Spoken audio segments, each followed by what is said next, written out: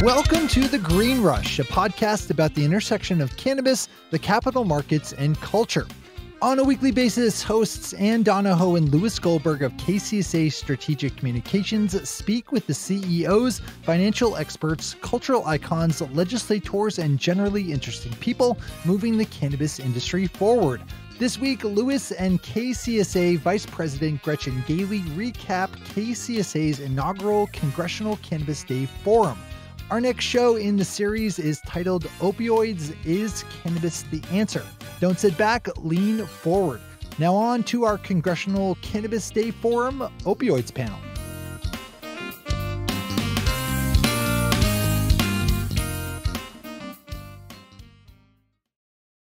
Hey, Gretchen. Hi, Louis. Okay, we are recording these intros back to back, so it's kind of funny, and we have to be like, oh, peppy and woohoo! And Pep is not my middle name. No, Pep is not your middle name. The Daughters of the American Revolution is much more your middle name. Yes, those are my people. Those are your people. So the panel that we are going to be introducing from our DC day is on opioids and their relationship to cannabis and whether it's truly an exit drug or not. You know, there are so many people in states like New Hampshire and Vermont and Ohio and across the Rust Belt and really all over the country, but who are suffering from opioid addiction. And a lot of people think that cannabis may be a solution to that. And I was reading actually this morning through the UN drug report, and drug deaths have increased 600% since 2005, and largely in part to the opioid abuse that's been going on in this country for quite some time. So it was definitely a great time for us to sit down and talk about whether or not cannabis is really something that can be effective in helping wean people off opioids, if it can be used as alternative treatments for folks who are looking for some pain relief. So this panel was great. We got to, I was so thrilled to have a dear friend of mine, Carl Cameron, formerly of Fox News, join us to moderate it. Carl and He was great. He's a great guy. He and I have spent many days on the road. I used to be his field producer for him at Fox News. So lots of stories of oatmeal cookies and Red Bull run rampant. But a true pleasure was also getting to work with all the doctors that were on this panel and the work that they're doing. Dr. Bonni Goldstein, she's the medical director of Canna-Centers, Wellness and Education. She was a total spitfire. Oh, yes. And she was part of also We the People. She's one of the doctors in that. And she's mainly known for pediatric oncology work. She's been working with kids battling cancer, using cannabis as a treatment for years. We also got to work with Dr. Richard Boxer, clinical professor of urology at the David Geffen School of Medicine at UCLA. He is also part of Ianthus. Yeah, he's a board member of Ianthus. Ianthus. Chief medical officer, I want to say. And I also I think he's on the board, but I could be wrong. I want to say he wears many hats at Ianthus. Yes. He's totally into the policy and trying to figure out what is the best path forward legislatively. And also dosing. I mean, a big issue for him is like, how do you actually use this as a traditional medicine, but more like a Western style medicine where you know drug interactions and dosing and what the right indications are. I mean, he is taking this from a pure play scientific perspective. And we were also thrilled to have Dr. Patricia Frye, a local girl from Maryland, just outside the Beltway, who's the Chief Medical Officer of HelloMD, and working with some dispensaries out there in Maryland, who's also been working a great deal with patients and trying to figure out whether or not cannabis can work for them. This was a really, I mean, all of the panels were great, but if you have a real concern about the medicine of cannabis and not the politics or the commerce of cannabis, this is really the panel for you. So I'm going to butch Shay's line and say, don't sit back. Lean forward. It's important stuff we're talking about here. So now on to the panel on opioids. Is cannabis the answer? Welcome. Thank you, KCSA, for doing this. This is awesome. To have this type of a forum going on in HC5 is a huge deal. To be inside the Capitol as opposed to off into one of the office buildings or off the Capitol grounds is far more likely for most organizations. So to have a cannabis conference here, literally under the dome, is a huge, huge PR accomplishment. But that's about it. What we have to do is some serious work, and opioids is tremendously important. There's some veterans in this room. There are certainly parents. There may be parents with kids who've had problems. There may be people who have had relatives, perhaps individuals, who are using opioids or benzodiazepines and various different other legally prescribed drugs that can end up being real problem makers as opposed to problem solvers. So that's why we're today going to talk a little bit about whether or not opioids can be a solution with some people who have proven that it is so. 130 people die every day of opioids. You do the math, that's 46,000 people around the world, around the country. It's becoming a cliche, and it's a sad and necessary one. We are almost losing as many people a day to opioids as we lost in 20 years during the Vietnam War. That's huge. And when mothers and fathers and servicemen and women are facing chronic pain, be it their own or their loved ones, and the medicines that are being prescribed turn them into addicts and in some cases end up leading to their deaths, we have a clear problem. So our panel today is an august one. We're going to start on the left-hand side of the aisle there with Bonni Goldstein. She's a pediatric Dr. Bonni, excuse me, a very renowned advocate. She runs one of the biggest pediatric practices in the country. And if you stick around for the movie this afternoon of Weed the People, you will see what a force of nature she can be in her advocacy. It's truly spectacular, and she's doing some wonderful things. In the middle, we have Dr. Patricia Frye. She's the Chief Medical Officer at HelloMed. I should point out, by the way, that Ms. Goldstein, you can read this in your folder, so I'm not going to read their bios, but all of these people have had very, very successful careers prior to cannabis and are becoming exceedingly influential and important in the cannabis era now. And she is also, and Patricia Frye is also the author of the Medical Marijuana Guide, Cannabis and Your Health, which I actually have on my shelf. So it's a thrill for me to actually work with you here today. And finally, Dr. Richard Boxer. He's a professor of urology at UCLA, a clinical professor, and he is also the chief medical advisor for Ianthus, which is like the 4th largest cannabis company in the U.S. right now.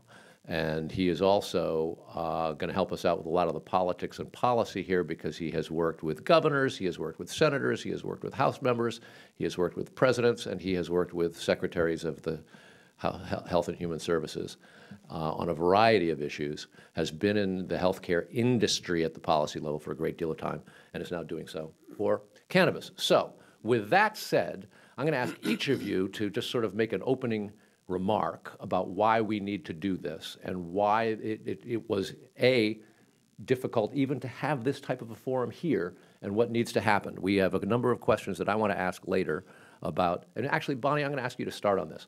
As we were talking yesterday or the day before on the phone, I'd like you to just give everybody a quick rundown on what the endocannabinoid system really is and how it is in some cases more effective and less damaging than opioids. Okay, so the endocannabinoid system is a regulatory system that already exists in your brain and body.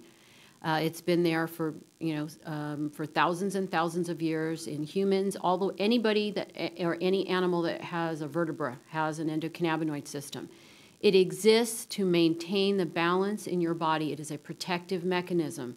If you are, let's say you're a ship on the ocean and you're floating along and a wave comes along and tips you. So consider the wave infection, illness, an insult, inflammation, anything like that. It tips you. Your endocannabinoid system kicks in by making cannabis-like compounds that kick in when you need them to put you back upright. Basically, that's the way you should look at it. So we have football players that get hit in the head, their brain floods with endocannabinoids, the compounds that look just like what's in the cannabis plant. These are crucial molecules We have them to protect us. What the cannabis plant has is very similar compounds that when you take them, they augment this system. That's basically the endocannabinoid system in a nutshell. Where is your endocannabinoid system located? Where you have pain perception, memory, learning, nausea and vomiting, appetite, emotion, motor control, cognitive function. So think about the patients that we all treat. We have patients that come in with chronic pain. They have anxiety, they have depression, they have sleep issues, they have appetite issues. You take cannabis, I'm sure you've all heard, oh, gee, I feel better. It's not magic, it's science, it's where are those compounds acting? They're acting at the endocannabinoid system. I once had a parent say to me, that sounds like a lot of hippy-dippy stuff. This is not, I always tell people, I'm not smart enough to make up the endocannabinoid system. It's a system that was discovered only in 1988. That's why we didn't know about it. And the reason it was discovered was because scientists were looking to see how THC caused intoxicating effects, and they stumbled upon this system. If you look at when the literature really exploded, it was right around that time, 1988, 1992. Scientific research exploded looking at this system. Pharmaceutical companies all have cannabinoid programs because they're trying to exploit this system and create drugs that will work there. We don't need to recreate the wheel. We have a plant that will do it. Thank you. So that's the baseline of the science.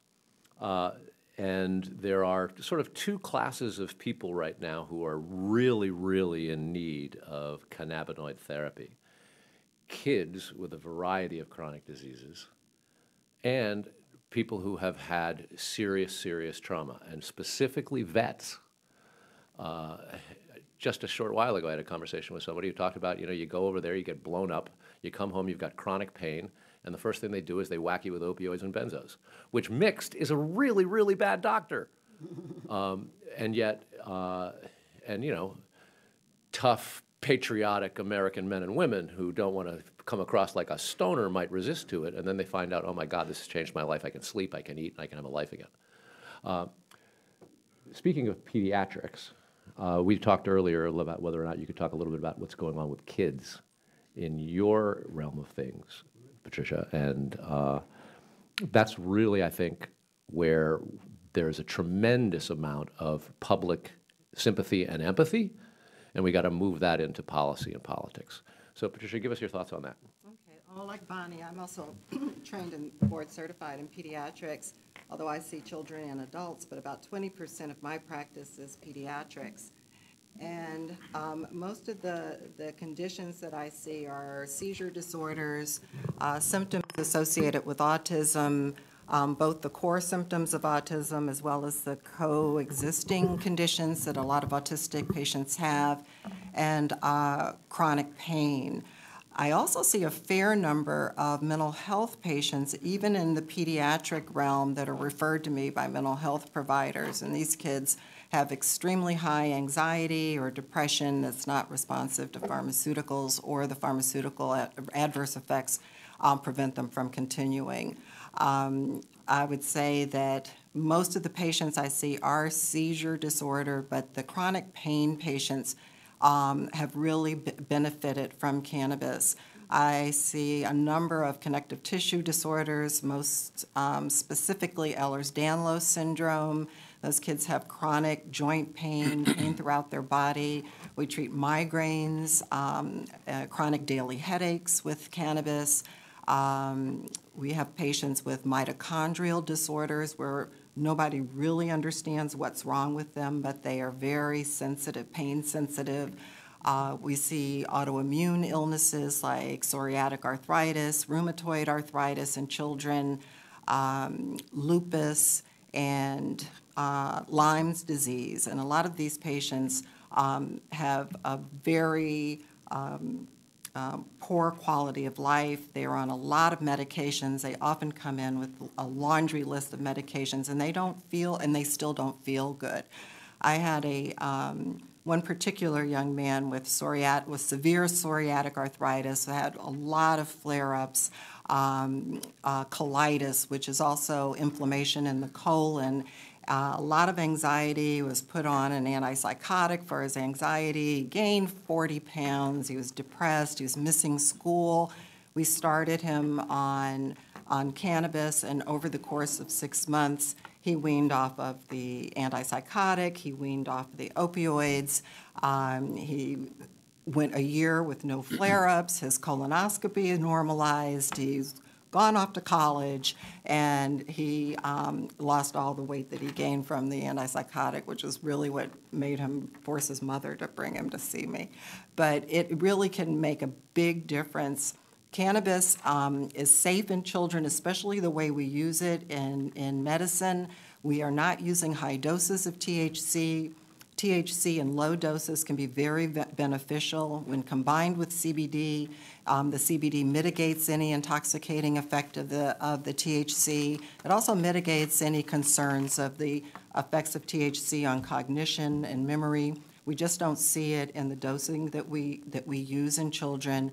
Those adverse effects are typically seen in adolescents who may be self-medicating. Oftentimes I tell people the younger a child starts using cannabis on their own, the more likely there is an underlying condition that hasn't been diagnosed and treated, like depression, anxiety, PTSD, attachment disorder. So it works very well in children, and we don't see any particular adverse effects from using it. And now, Dr. Boxer, the man of policy and politics. How do we get this thing rolling? Well, the first thing, as Bonni was talking, I was thinking about how people in the country, around the world, can honestly say, how can one plant do so many things? I mean, heal people in many, many ways, whether it's in the GI system or in the brain. And really, if you look at the laundry list of conditions that cannabis has been recommended for, it looks like basically it goes from soup to nuts.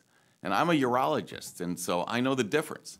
There really is remarkable how you can affect improvement and change in a person if you just use the product in a reasonable way. The politics are really dating back to when people thought that with Reefer Madness or other movies and policies that were started nearly 100 years ago, to demonize anyone who was either considering using it, or particularly if they were considered to be possibly selling it. And so with the draconian bills that were brought out in the 70s and 80s, which effectively caused people of color more than others to be considered to be criminals, it resulted in an enormous backlash of individuals who were saying that we have to make sure that our communities would not be affected or infected with the product. And so, in my mind, the way to get beyond that is through education, and which has really been, I think, quite effective, because now 2/3 of the nation believes that certainly medical cannabis should be legalized. And so through education and maturation of thought, it is going through the political process in a more positive way, and not even more, but definitely a positive way. Each of the political candidates for president, including Donald Trump, believe that cannabis should be legalized, or at least on the Trump side, he doesn't seem to be resisting it. And so there are various acts that are going through Congress, which are, I think, going to be taking bites out of the fact that it's illegal. I don't think it's going to be a sweeping change, but if you look at the acts that are going through, there's several that are going through on behalf of the veterans, which I've worked in 3 veterans hospitals over my career, and the mere thought of having these men and women who were heroes in every respect be hurt either psychologically or physically, and then brought back, come back to our country, and then having to a potent and effective medication being refused to them is it's criminal.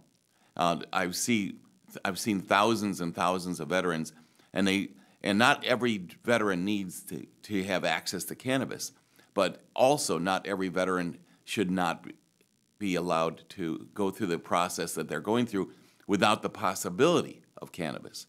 And so the statistic that Carl mentioned relative to the number of people who have died is chilling. Actually, I recently wrote a paper on this, and I went to the references that I needed to, and I found out that from the year 2000 to the year 2017, well, to now, really, more people have died of addiction overdose than all the men and women who died in all the wars the United States has been in since 1775. It's astounding, and that we just simply don't, we continue to do the same thing over and over again, which, of course, Einstein defined as insanity. So what we need to do is, of course, you can talk to your congressperson and to your senator if that'll do any good, because unfortunately there is partisan politics that prevents good communication. But over and over and over again, the idea of that the use of cannabis, which has never killed anyone, to have it substitute for opioid products or addiction products that kill 75,000 people a year, 42,000 possibly from opioids alone, but the other addictions as well. It is incumbent upon us as Americans and really people of the world to allow the product and the medicine and to be utilized in an effective way. And the last thing is that I can't imagine any reason why that the federal government prevents research on cannabis. It's just astounding to me that there's no harm in finding out what's really in the effect of every one of those chemicals or most of the chemicals within the plant.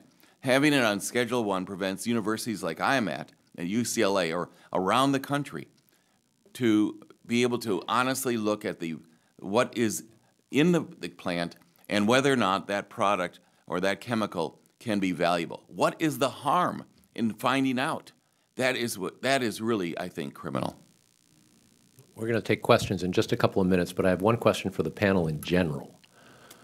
What is the state of efficacy of cannabis directly related to the types of things that some opioids are prescribed for? In other words, are there overlaps where cannabis can be a replacement as opposed to a weaning it off kind of a thing? Can I? So I've prepared a list of the summaries of research. So if anybody wants this, come up afterwards and just hand me your email, and I'd be happy to send it to you. So cannabinoids and opioids have what's called acute analgesic synergy. That means they work together. We now know that the opioid receptor and the cannabinoid receptor form a complex, and you can take advantage of this complex by using both to get additive synergy with no increase in respiratory depression. Remember, why do people die from opiates? They stop breathing. When you add cannabis to an opiate, the vast majority of patients actually reduce their opiate use. The latest report is 50% reduction of opiates. That takes them out of that area where they may stop breathing. In chronic pain patients on opioid therapy, cannabis does not make the opioid levels in the blood go up. This has been studied. In states with medicinal cannabis laws, and somebody, I think the representative this morning that opened the conference mentioned this, opioid overdoses drop by an average of 25%. The longer the state has medical cannabis laws, the larger this effect is. California, my home state where I practice, has 33% less opiate deaths when compared to a state that that has, and I will say, many of the states that say they have access do not have access. I'm sure there's people in the audience can attest to this, where they live, even though it says on paper that there's medical cannabis, there isn't. What we know is, let's see, cannabis use is associated with not only a reduction in opioid consumption, but also in benzodiazepine consumption. And remember, that combination is deadly. Benzos plus opiates, that's a real big problem for people, and often that will increase the risk of respiratory depression. Medicare and Medicaid prescription costs. I mean, if we need to talk about money to get this through, let's talk about that. Medicare and Medicaid prescription costs are substantially lower in states with cannabis laws. There was a survey done, and they looked at that. The CDC came out in 2016 and basically said chronic pain should not be treated with opioids. But what are we doing? We're still prescribing opioids, okay? Let's see. CBD also alleviates the anxiety that leads to drug craving. So if you have CBD in the mix, it will often decrease drug craving, allowing somebody to wean off opiates. Getting off opiates is not easy. And then the last thing, too, cannabinoids also have been shown to alleviate withdrawal. So I have patients that come in and they find that if they've tried to get off opiates and they haven't been able to, adding cannabis to the mix not only helps treat the original condition for which they got opiates for, but also it helps them get off the opioids a little bit quicker and a little bit easier. Go ahead. Another aspect of chronic pain is anxiety and depression. And people think that anxiety and depression make people think that their pain is worse, when actually anxiety and depression actually signal the release of inflammatory mediators that actually cause pain. If those emotions aren't addressed during the pain treatment, you're still chasing your tail.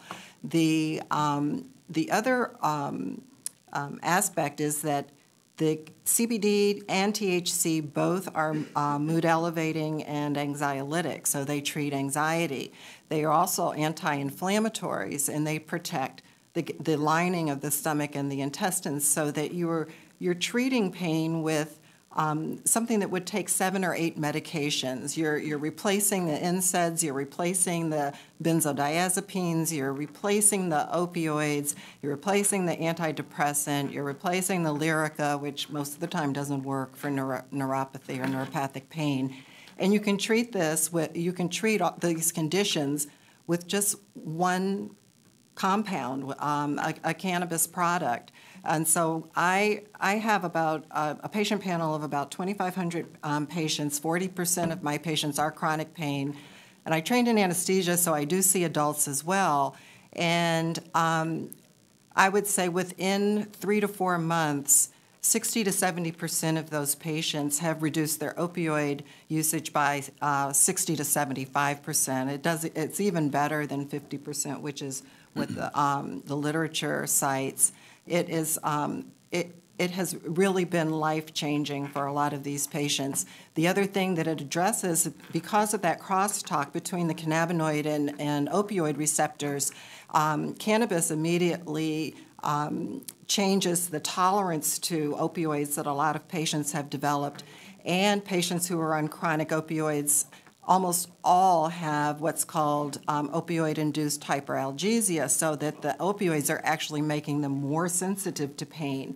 So by reducing that opioid dose, even for patients that you can't get them off completely, I had a patient who was on 1,500 milligrams of methadone a month, and with adding cannabis within a few months, and that's a slow wean with methadone. It's very tricky. He was down to 100 milligrams a month. It's really astounding, the synergy. Yeah. Just a moment ago, a study came out that says that a study finds CBD effective in treating heroin addiction. The more people study the effects of cannabis, the more improvements are found for addiction in addiction medicine. And this particular study was done by Yasmin Hurd, who's a great researcher in New York. But it demonstrates, once again, as far as what's going on in the government, the federal government prevents any kind of research done for the showing the betterment of cannabis, and only funds research showing the dangers of cannabis. And so when good people say, well, there's never been any good studies that demonstrate that cannabis is effective, there's no long-term or short-term or clinical studies, it's because they aren't allowed. So we rely upon studies done in Israel or particularly Israel, but other countries as well, demonstrating that there is a positive effect. Once the government releases our brilliant researchers around the country to demonstrate whether or not it is effective, then we'll know. And anecdotally, we know because we've seen cases like Patricia or Bonni just mentioned. But until we have bona fide, great clinical and basic science studies, we won't know with certainty, and that's very important. We have a guest to join us. The gentleman from Pennsylvania, Ohio, excuse me, Representative Joyce is here. Sorry, sir. Come right, come, Pennsylvania, my mistake. Come right on in. There actually is a Dr. Joyce that just got elected from Pennsylvania, which is wonderful because on top of being a tremendous asset, he's also a dermatologist, so it saves me the fight when I'm going at home for it. But good afternoon. I'm just glad to see you all here today and talking about some of the leading issues in the cannabis space. And I want to thank you for including me today. This is a great group, and I appreciate the chance to participate even in a brief capacity. I'm stuck all day in a appropriations hearing that they say it's going to be quick when you start, but it just for whatever reason never seems to be. I'm proud to be a leader in the effort to protect the rights of the states across the country, like Ohio, that have found it fit to introduce legislation in those states to make cannabis medically legal in some way, shape, or form. Vast majority of states have done that. 47 states, including D.C., Guam, excuse me, or Puerto Rico, permit their residents to either use cannabis or CBD. Yet, as you're aware, there means a massive discrepancy between how federal law treats cannabis and how the states have done it. And the federal government's current policy hurts legitimate businesses, diverse law enforcement efforts needed elsewhere, and helps stifle important medical research. It's important that we respect the relationship between doctors and their patients. And being on the Appropriations Committee, when I was first there, it was brought to my attention. This was in 2013, and it was still only medicinally legal in California. But Sam Farr, who was a member of the committee, was arguing on behalf of the doctors in California being unable to prescribe cannabis to at the VA hospitals for patients suffering from PTSD. And I thought, well, that's nuts. You're going to force people who have legitimate issues that doctors are making these calls on to go out in the black market and do this when you've already passed it because you're saying that it's medically legal. So I started to watch and take more of an interest in these things. And if a state has made it, a state has passed the statute or the voters have passed something to allow doctors to do it, and a doctor thinks that's that's the best treatment for his patient, then who are we in the federal government to get between the doctor and that patient? And if it's a cancer patient, my father died of cancer, and just to watch him, and think that for one moment that would have allowed him to sit up and have a decent day and have something to eat, God bless, who are we to make that call? So I couldn't understand why the federal government should get in the middle. And with Ohio being ground zero for the opioid crisis, I'm glad that we're finally having this discussion on whether or not it's been considered effective pain relief, because what we're suffering now is part of really a 40-year cycle. And it started back in the 80s when we started to reimburse hospitals based upon those stupid smiley faces. And if you had, if you were happy, you got better reimbursement. So, the doctor gave you pills and you're feeling happy and you're not complaining and he's getting better reimbursement. Well, that's come home to roost. And meanwhile, we don't have that same issue with cannabis. In 2016, the Minnesota Department of Health found that a large proportion of patients on either pain medications, when they started taking medical cannabis, were able to reduce the use of other pain medications. More than 62% were either allowed or were able to reduce or eliminate opioid usage after 6 months. Those are great stats. We should grab onto that. Ohio, unfortunately, being at ground zero, we're putting up with that epidemic every day. And we're losing many kids, not just kids, people as old as me, and I'm pretty damn old. We're losing every day as well. But just last year, the peer-reviewed medical journal published by the American Medical Association conducted research on the association between the implementation of state medical cannabis laws and opioid prescribed under Medicare Part D. The research found that prescriptions filled for all opioids decreased by 2.11 million daily doses per year when a state instituted a medical cannabis law, and prescriptions for all opioids decreased by 3.742 million daily doses per year when medical cannabis dispensaries open. Unfortunately, despite research like this, there's a lot of misinformation and misunderstanding about the industry and the good work that all of you are doing. That's why it's so important for all of you to continue to come here on the Hill and lobby and discuss these issues with your members of Congress. Because, I could tell you that from my little bit of time here that this is a place that moves glacially slow. But when it comes to cannabis, I finally see some movement. And the movement has been swift.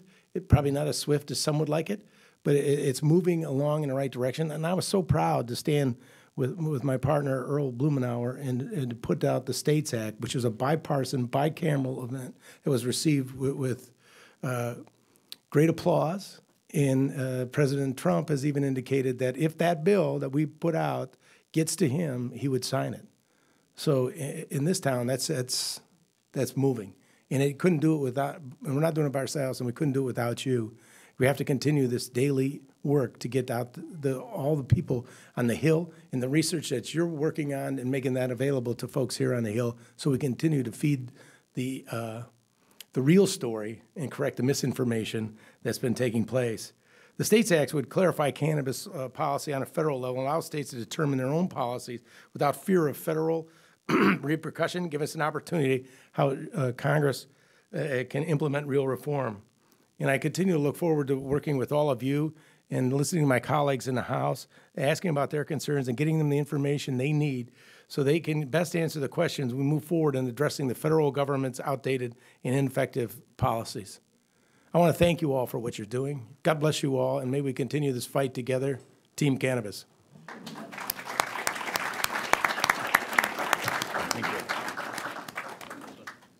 So we're open for questions for those of you who'd like to address the panel and perhaps the member before he leaves, unless he's going to make the door before we can get a hand up. I do have we have something. And there are a couple of mics, so just go ahead and line up if you'd like to, or just wave a hand and yell. Actually, I have a question for the physicians. Given that the FDA hasn't regulated cannabis in any way, how do you deal with dosing? Because when you prescribe anything, you've had trials and you know if this is what your weight is, this is what the percentage you should have. How does that work with cannabis? Well, cannabis interacts with our endocannabinoid system, as Dr. Goldstein had illustrated, and everyone's system is a little bit different. There are a lot of different varieties of these receptors. So cannabis doesn't work the same way for every person. It doesn't have the same effects for every person, and some people will respond to very small doses, some need larger doses. Sometimes it depends on what we're treating. Because of the scheduling, we have not had the double-blind, placebo-controlled trials to actually march out to see if there are any real dosing criteria that we even need to use. So most of us approach cannabis by starting with very small amounts and gradually increasing the dose until you either reach the effect you're looking for, or you're running either into adverse effects, or you're not getting as good an effect because CBD in particular has what we call a biphasic effect. If you don't take enough, it doesn't work very well, but if you take too much, it doesn't work very well. So there's a case of infantile convulsions that was written by a Dr. William O'Shaughnessy in 1843, and it is the perfect example of what we still do today. We start with little teeny tiny amounts, and we gradually increase until we see symptoms improve. So there are no dosing recommendations per se. I'd like to just state that most of the states do require testing, so you're in the ballpark when you get something. It's not like it used to be. So in California, when I started doing this in 2011, there was no testing. So you could buy something and it would say, might say 10 milligrams on the label, but sometimes it was more often 1 milligram. It was not very often 50. But now with anytime something is tested and labeled, it's within the ballpark, and you're probably not going to go wrong. I think for the most part, most people figure out what their dose is by starting low, and we say start low and go slow. For pediatrics, it is a little bit different, and that's why children should have medical supervision when they're using cannabis. That's an important point, and what drives physicians who are not familiar with cannabis completely nuts, because this is a patient-derived and demanded treatment, and they go to their physician, and the physician has not a clue. Everything that physicians learn is basically in milligrams. That is, you take 500 milligrams of an antibiotic 3 times a day or once a day or whatever, and that's their mindset. And medical schools haven't taught anything to any doctors about cannabis at all, and or the cannabinoid system. And so this is an inhibitor of advancement, and that's, once again, why research is necessary. I've been working for months and months on a dosing guide, try to understand, based on research around the world, what is the best dose to start, or the ratios of 1-to-1 or 2-to-1, whatever, for THC versus CBD.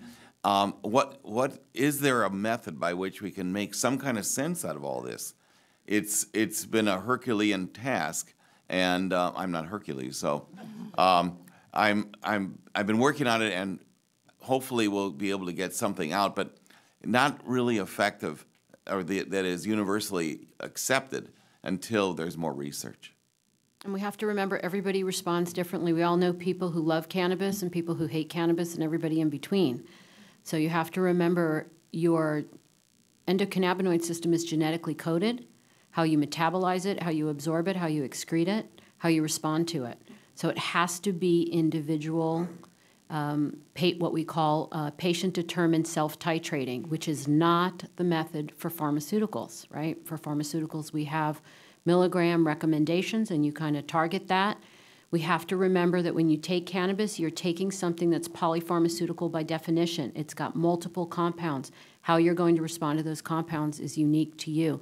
I get a lot of calls. Oh, how do you treat Parkinson's? Well, who's Parkinson's, and what stage of Parkinson's, and what other medications? There's all these other criteria that you have to look at if you're going to be a responsible, give responsible advice. So remember, it's not one size fits all in any way, shape, or form. It is different than pharmaceuticals, and as doctors, if you try to make it fit like a pharmaceutical or work like a pharmaceutical, you're going to be disappointed in the way your patients respond.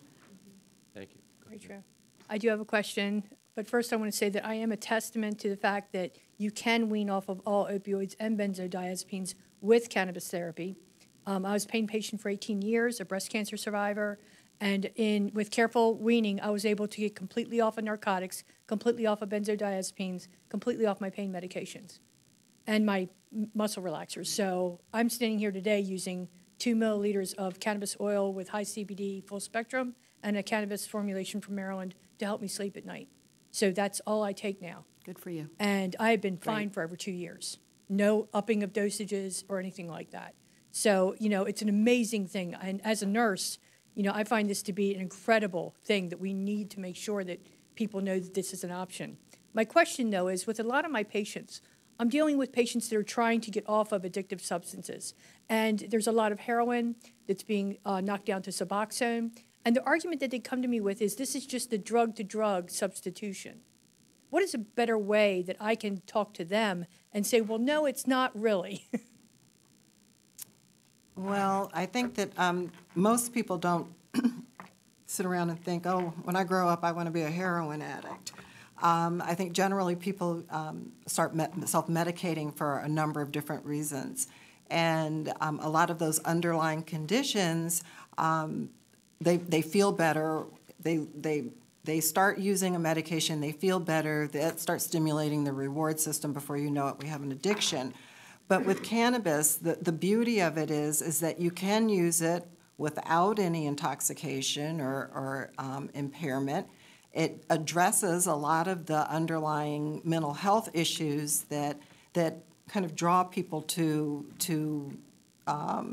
drugs or to misuse medications in the first place. So you're treating anxiety, you're treating their depression, you're treating their stress, you're helping them to let go of painful memories. A lot of these patients have childhood trauma that is unbelievable, and it's okay. And if they get some respite from that trauma, that psychological trauma from using the cannabis, and if it is a little intoxicating, if it helps them feel better, then that's okay.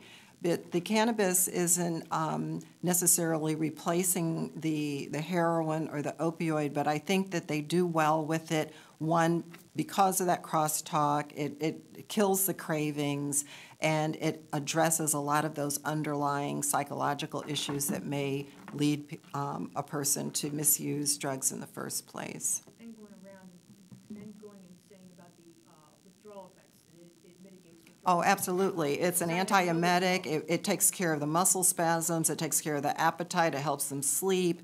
It relieves their anxiety. It treats the pain that they might experience with the opioid withdrawal. It really touches on all of the, I can't think of any withdrawal symptoms that the cannabis would not help. One of the ways that I like to explain is that they started using drugs often, as Dr. Frye said, for a reason, self-medicating.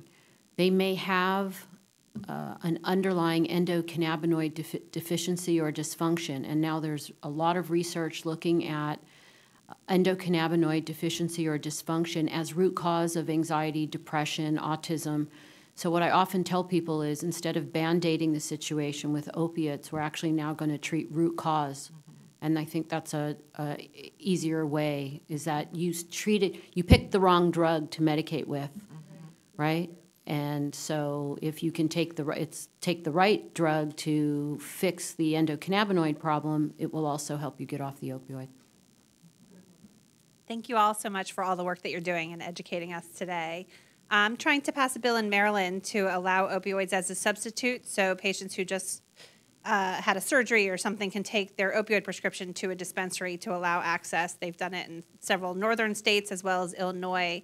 The pushback that I've gotten from a couple of people is that there isn't a lot of research about opioid to be able to deal with that temporary severe pain. And I'm just curious if you're aware of any research as well as any anecdotal stories that can kind of help me educate people to get that bill passed. Well, I have patients that come in for their pre-op certifications. They do not want to use opioids, and if they are going to use them, they want to use as little as possible for as brief a time as possible. I would say anecdotally, I have maybe 20 patients that I've seen this year who have come in pre-op for things like shoulder surgery or knee replacement, hip replacement. I even have a cousin who's a fairly well-known pediatrician who's not in the cannabis arena, who had some concerns about it until she broke her foot and was really concerned about the oxycodone and the constipation and the other adverse effects. And I helped her with some CBD and THC, and she did beautifully. I have other patients who will come back and say, "Yeah, I had my surgery, everything went great. I only took 2 of the oxycodones. I told the doctor, don't give me more than 5." So the patients are being very proactive in this and coming in and getting their. Unfortunately, certifications in Maryland now take almost 2 months because it takes that long to get your patient number. But if they can plan ahead, they can certainly. I have not seen a problem with treating acute pain.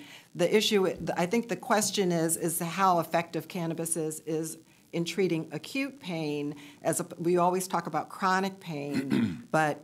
That pain signal is the pain signal, and the cannabis will interrupt that as well as modulate the inflammatory response at the surgical site. So it's been very effective. And there's no reason patients can't do both. Right. The first few days. We know that the longer you're on opiate, the more likely you are to become addicted to it. So I educate my patients 2 to 3 days on the opiates and then try to limit that and switch over, overlap and wean towards the cannabis. even if you can't pass it as you wish to pass it, why don't you try at least to pass pilot studies so that there'll be funding or at least permission for let's say in Maryland, you can, Johns Hopkins or someplace where they can do pilot studies to find out exactly what you're talking about. That kind of permission, that kind of legislation could go a long way in the long run and helping people in the short run. And I believe Governor Hogan is signing a bill or just signed a bill that will allow for medical research within the state, and University of Maryland School of Pharmacy is developing a master's curriculum for the pharmacy students. So there's some opportunities there. We are just about out of time, folks. To the extent that you have had your curiosities piqued with some of these discussions and trying to figure out with your bosses and or those of you who are staffers or here on the Hill or in D.C., the ball has not moved fast enough, and there needs to be a tremendous amount of pressure. Stick around for the rest of today's presentations because it gets better and better, and you do want to watch the movie Weed the People later in the afternoon. It is a very profound story, and you will not forget what you see there in terms of the way in which particularly young kids can have their lives saved with cannabis. That's it for us. Thank you very much for being here. The next panel is up in about 7 minutes.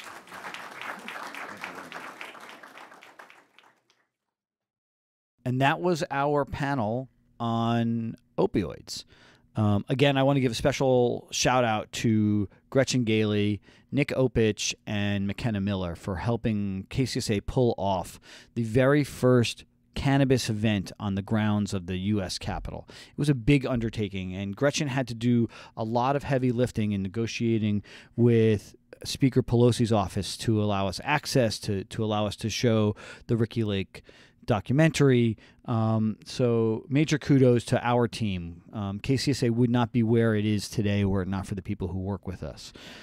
So with that, if you would like to chat with us and engage with us on Instagram or Twitter, you can do so. At Twitter, the handle is @the_greenrush, and on Instagram, the handle is @thegreenrush_podcast. And it's really annoying that we couldn't get both handles to be the same, but such is life. If you want to send us email, you want to send me hate mail, you can do that at the greenrush@kcsa.com. And don't forget to subscribe to this podcast in your favorite podcatcher. That, Shay, is one take, my friend. One take.